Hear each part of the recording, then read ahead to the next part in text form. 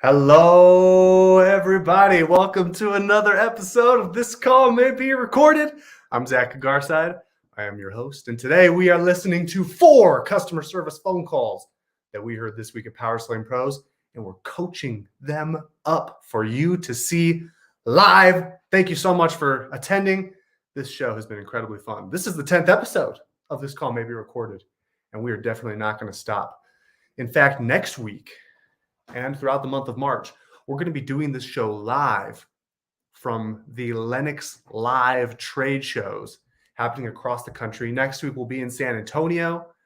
The following week, we'll be back home. But then the week after that, we're going to be in Philadelphia, then Orlando, then Las Vegas, doing the show live from the event with contractors in person. It's going to be a blast. So make sure you do not miss those episodes. All right. Without further ado, let's listen to some phone calls, shall we? While I'm pulling up our calls for today, just a quick reminder, if you have not already done so, please go to powersellingpros.com.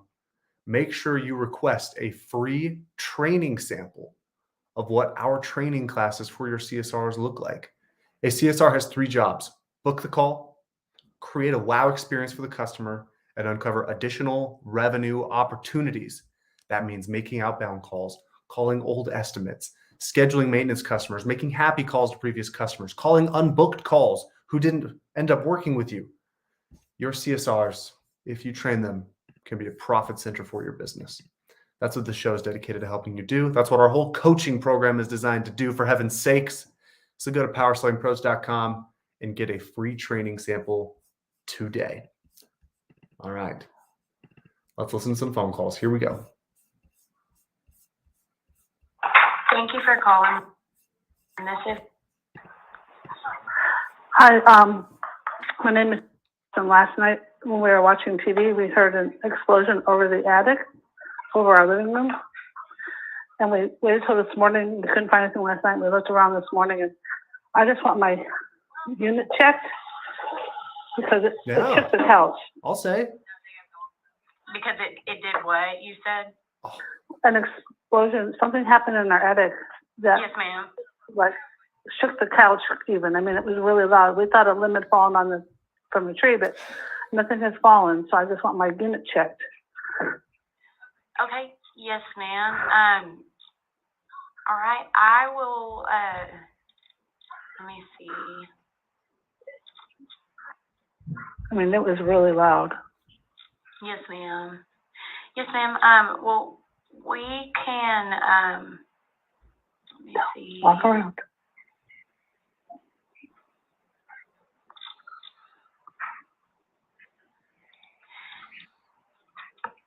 Yes, ma'am. We can get out there today. I believe so. I'm not exactly sure what time it will be, but it will be today.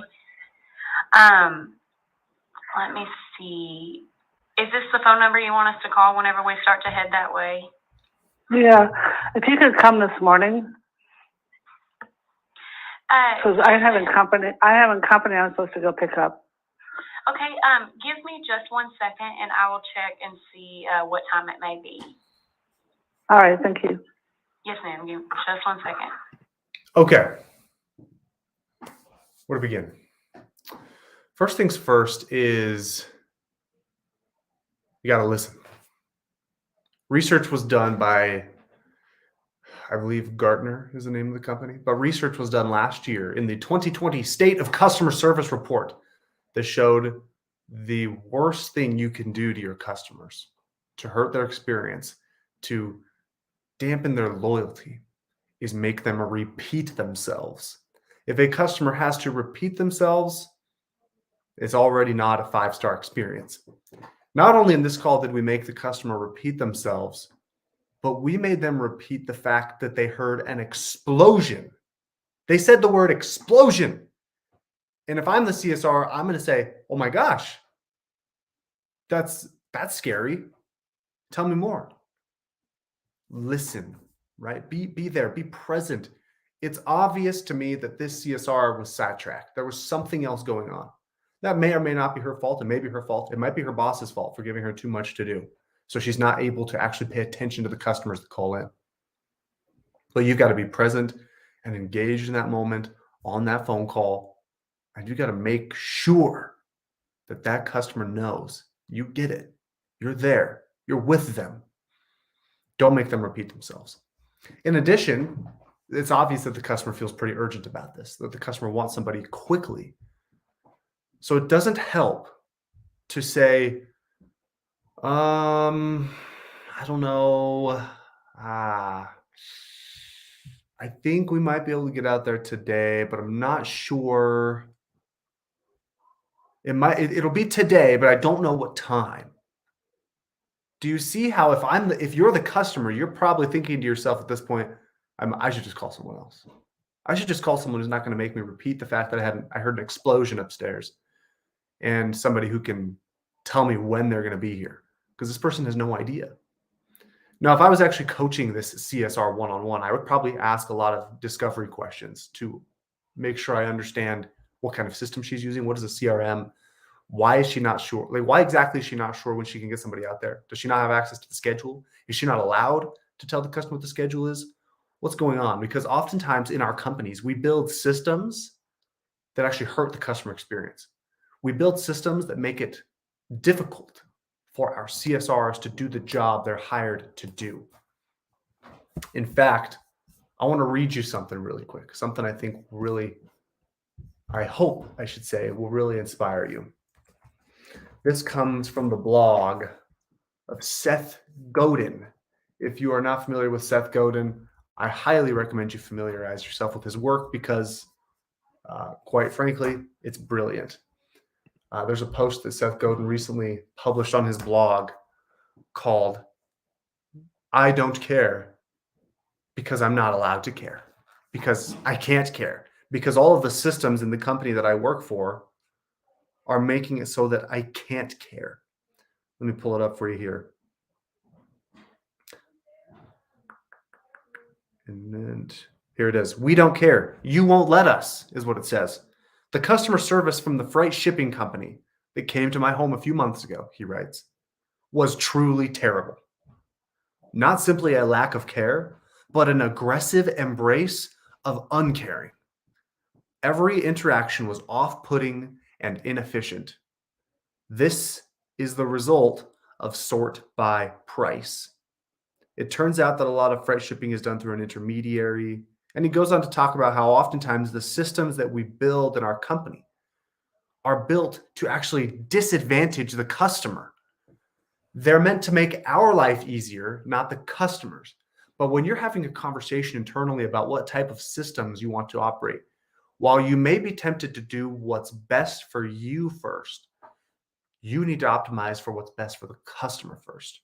Because every day in this industry, I see heating, cooling, plumbing, garage door, carpet cleaning, pest control. I see home service businesses that build systems to make their lives easier and more efficient, but that ultimately make life harder for the customer. For example, when you make the customer give you their address first before you even understand the problem, that is a system that makes life easier for you, but more difficult for them, because they are forced to part with sensitive private information like where they live before you even know what they're dealing with, before they've even had a chance to talk about their problem. That is a system that benefits you, but not the customer. You need to change that.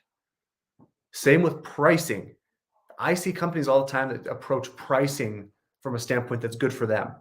Like this, and this is me personally speaking, right? Do what works for you. But when I see a contractor that tries to sell an air conditioning unit by talking about the daily cost of the financing, you get a brand new AC for the cost of a cup of coffee a day. I'm not stupid. I'm not dumb as a homeowner customer. How dumb do you think I am? I can do math. Right? I know how much a cup of coffee a day amounts to per month and per year. Be transparent with me. Tell me how much it's going to cost me per month, because you know I'm going to ask that question first when you get into my home. You know I'm not going to be stupid enough to just sit there and say, "Oh, great, a cup of coffee a day. That's wonderful." Customers aren't dumb. Companies do this because it's good for them, but it hurts the customer. We see this happening with leasing programs, for example. Leasing can be good for some people, But if you're offering leasing because it's going to help you, and you're not telling the customer, hey, when you sell your home, you're going to have to sell the lease too, that might make things more difficult for you. You'll never have true ownership of the system. The financing company might be a little bit rough in terms of the lease deal. If you're not transparent with these things about the customer, you're doing things that benefit you but hurt the customer. Do not do that. Don't do that. Even if the short-term appeal is nice, even if there's a short-term bump in profits, don't hurt the customer. Why do you think Blockbuster went out of business, folks? Because the only thing that kept them alive in their final years was hurting the customer. It was late fees. That's the only way they made money, but when they were dying. They were racking in all their cash from late fees. And if your business is built on doing things that are advantageous to you, but not the customer, you will die eventually. You will go out of business. You will be taken down by someone who's more customer-centric than you. Whew! All right. Rant over. By the way, let me know in the comment section where you're tuning in from today, because I've got plenty more rants where that came from. Let's listen to another phone call, shall we? It's a great day. My name is Em. Happy to help you. Yes, I need a plumber today, please. Okay, absolutely. What is it that you have Absolutely. going on? We have a clogged drain. Oh, no. I think it's on the outside, yeah. Okay. Sinks are backed up. All of your sinks are backed up? No, just the kitchen sink. Just the kitchen? Okay. Yes, ma'am. Let's go ahead and get that taken care of for you then. And how long has it been backing up? Just today? It started yesterday. Started yesterday? Okay. Yeah. All right, perfect. Let's go ahead and get you all taken care of. Then you definitely called the right place to get that all resolved. You definitely called the right place. Let's get you taken care of. This is a customer-focused response. This is customer service mentality. Not making the customer repeat themselves, not trying to take private information from the customer before you even understand what they're going through. It's about listening first. It's about empathizing first, paying attention to what they're saying to you, rephrasing it back to them in your own words. Listen to the customer and mirror them. Listen and mirror. That's what we do here. That's how we start the customer service interaction. Really nice job. A really nice job by the CSR. Let's keep going.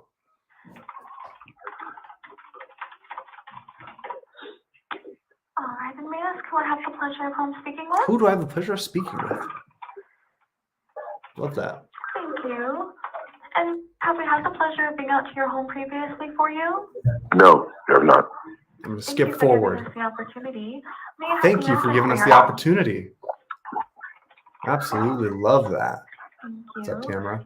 Are you the owner of the residence? Yes.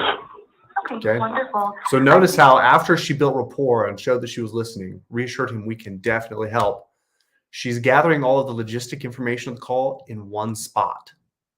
She's doing it all together. It's not scattered. A lot of times I hear CSRs scatter the customer's information. So they'll say, what's your address? Now tell me a little bit more about the unit. Okay, so it's blowing warm air. Got it. What's your phone number? Okay, perfect. Got your phone number. Now you said this unit was how old? 12 years old? Okay. What's your email address, Mr. Jones?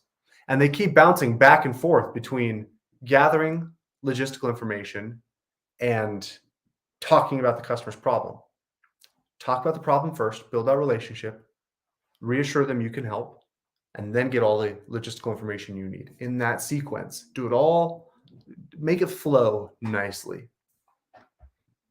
See a telephone number listed for you. Is that your cell or your Yes. landline? So, Okay, perfect. Now, thank you. Okay, perfect. So what you can expect is we'll go ahead and have our service expert go out for you. What you can They'll go ahead expect. and look at the scope of the work and do a thorough evaluation. Here's what I love about that phrase that she just used. What you can expect. When we're talking about earning people's loyalty and trust, there are four main components to it. Number one, it's called the Terror Quotient. I learned this from a book called The Coaching Habit by Michael Bungay Stanier. The four components of earning trust are Terra, T-E-R-A. T stands for team. Are you on my team? Are we together on this? Are you with me or against me? Number 2 is expectations. You know when your boss comes to you and says, hey, could you come to my office for a second? And for the next 2 minutes as you're walking to their office, your mind is racing, your heart is pumping. You're like, what is this about? Am I getting fired? Am I in trouble? Did I do something good? Am I about to get rewarded? Am I about to get recognition? Am I going to get a raise? What's happening? That's expectations. The CSR makes sure the customer can trust her by saying, here's what you can expect. And then she paints a picture of what this service is going to look like. She helps the customer envision the technician coming out, doing his inspection, giving him a quote. If you want to make it so that your customers are loyal to you, do the same thing. Let them know here's what you can expect. Paint a picture of the service. Let them visualize it. If you make the customer guess, that's when they start to question if they should work with you. That's when they start to look up other companies. And if they see someone with better 5-star reviews than you, they're going to give them a call as well. So if you want their trust, you got to show them that you are on their team. You've got to let them know what the expectations are. You've got to show them that you rank right next to or below them. Customers don't want to feel like you're here and they're here. Too many companies do this. They say, we're the expert. We're the ones with knowledge. These stupid customers, all they want is a ballpark price. All they want to know is if they can talk to a technician. If that's your attitude toward the customer, your advantage, if you have one, will be short-lived. It's got to be customer focused. The customer's here, you're here. You serve, you take care of them, you help them. And if you do it well, they will lift you up here. They will be the one to say, now you're here, but you don't get to make that decision. I was talking to a plumber just a couple weeks ago, actually. We're friends. He's not a client of ours, just somebody I'm friends with. And he was asking about what our company does at Power Selling Pros. So I said, well, we coach call takers. We help them book more calls, create more wow experiences. And he sort of laughed and he said, yeah, we don't really need anything like that. We're already pretty busy. And most of the time, if our customers aren't willing to just do things our way, we just let them go. I said, okay. How many call takers do you have in your office? He said, well, just one. And I said, now I see. Because if you had more than one call taker, that approach would never work. You cannot have a team of people, multiple call takers, with an attitude of, if the customer's not willing to do things our way, we won't help them. That's a recipe for disaster.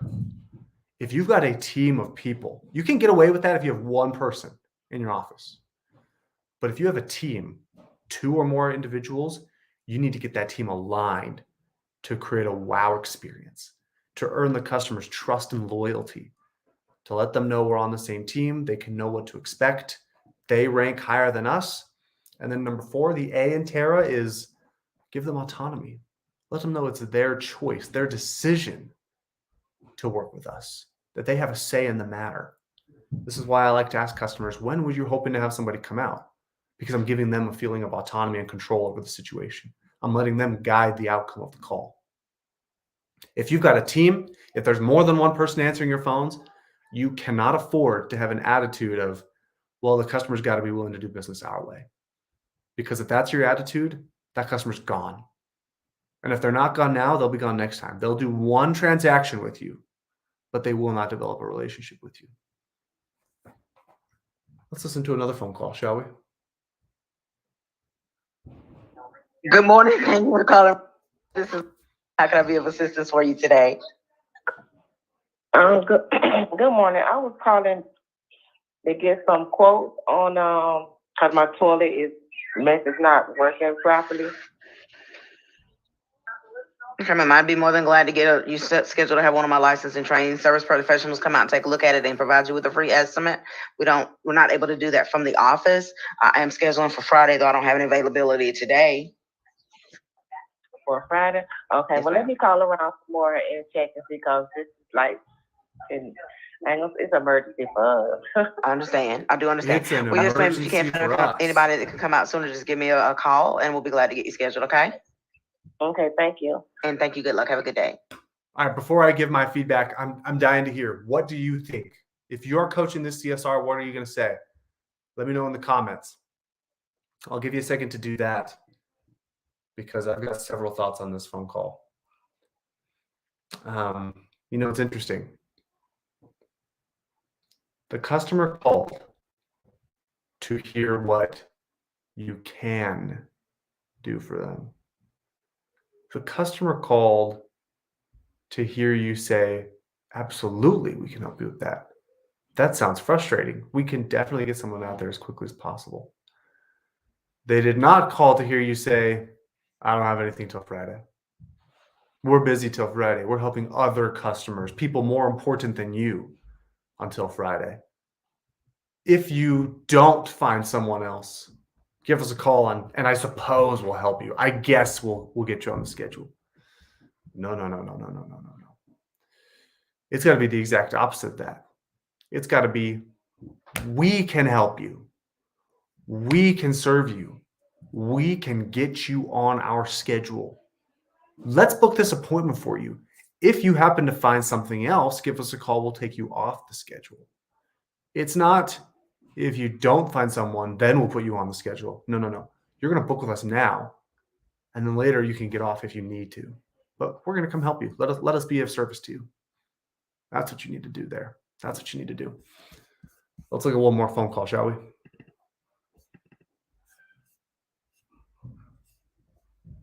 Hi, Miss. Thank you for holding. How are you today?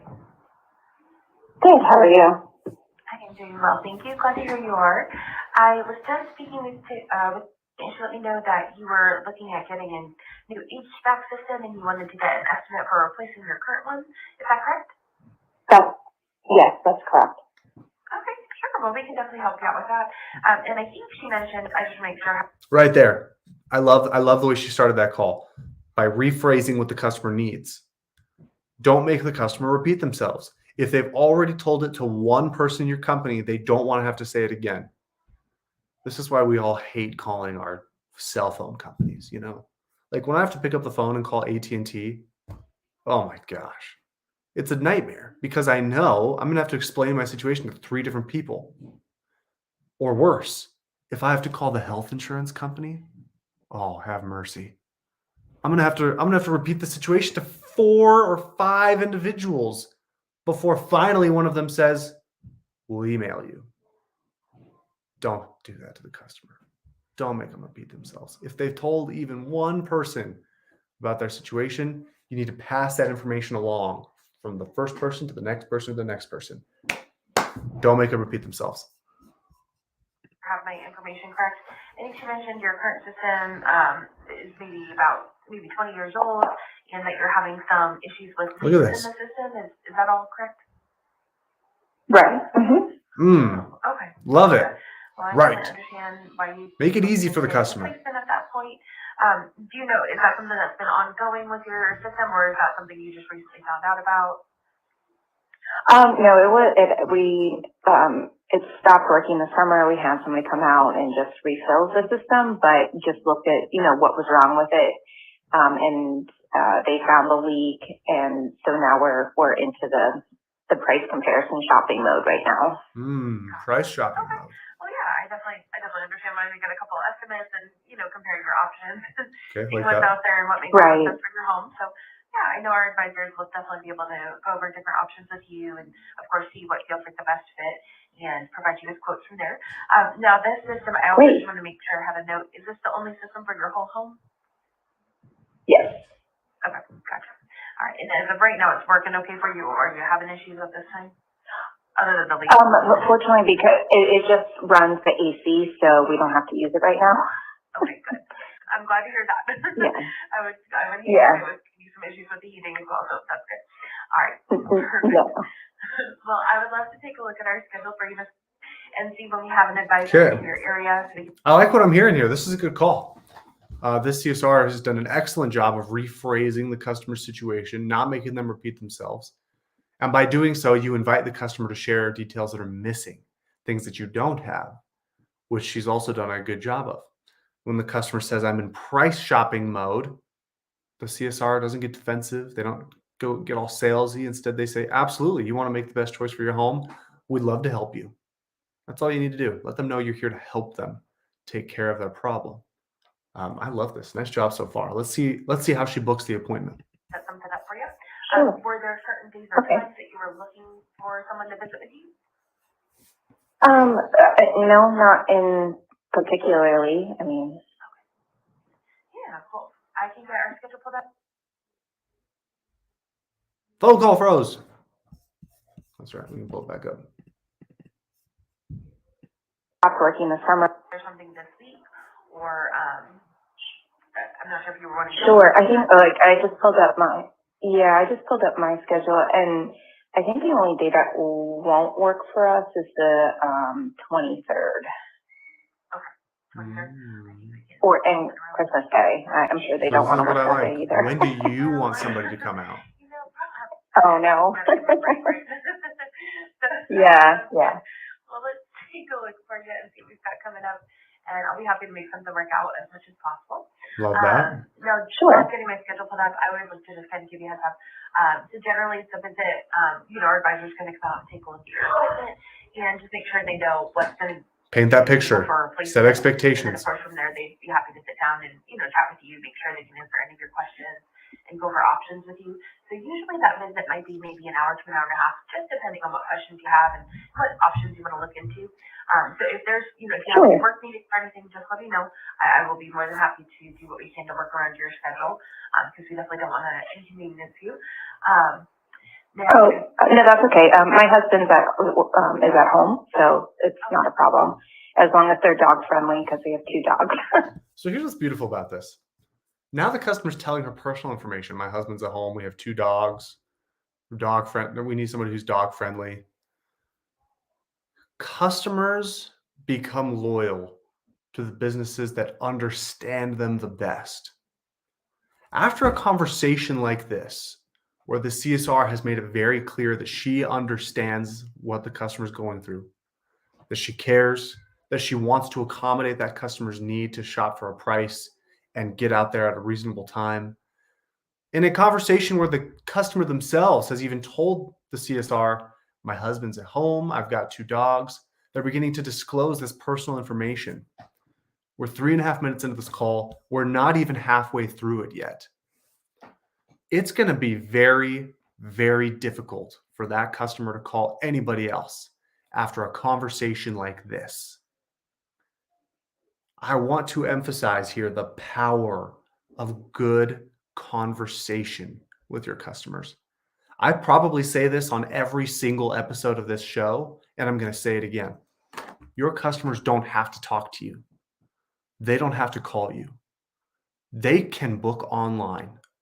They can fill out a form. They can chat with a robot. They can go through Amazon Home Services or Google Home Services and never speak to a contractor if they don't want to. And yet they continue to call. They continue to pick up that phone.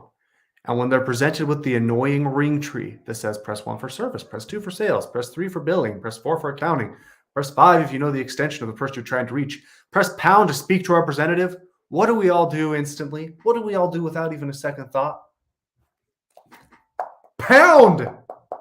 Get me in touch with a representative. I want to speak to a human being. I want to speak to a person who can take care of my problem, who will take ownership for it.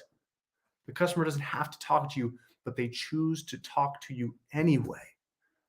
So make it worth their while. Make it a conversation that they will remember, a conversation that they will tell their friends about, a conversation that when they hang up the phone, they say, wow, that was really great customer service. Because the bar is low for this stuff. Most companies are not very good at this. But if you are, you instantly have a competitive advantage. Not even a question. All right, everybody. That's all we got for today. Thank you for joining me for the 10th episode of This Call May Be Recorded. Very excited about the next 10 and the 10 after that. We love doing this show. We're going to keep doing this show every Friday at 11 a.m. Mountain Standard Time, 1 p.m. Eastern Standard Time. And once more, if you haven't done so, check out powersellingpros.com. Get yourself a free training sample from our website if you have not done so as well. And my friends, we will see you all next week from San Antonio for another episode of This Call May Be Recorded.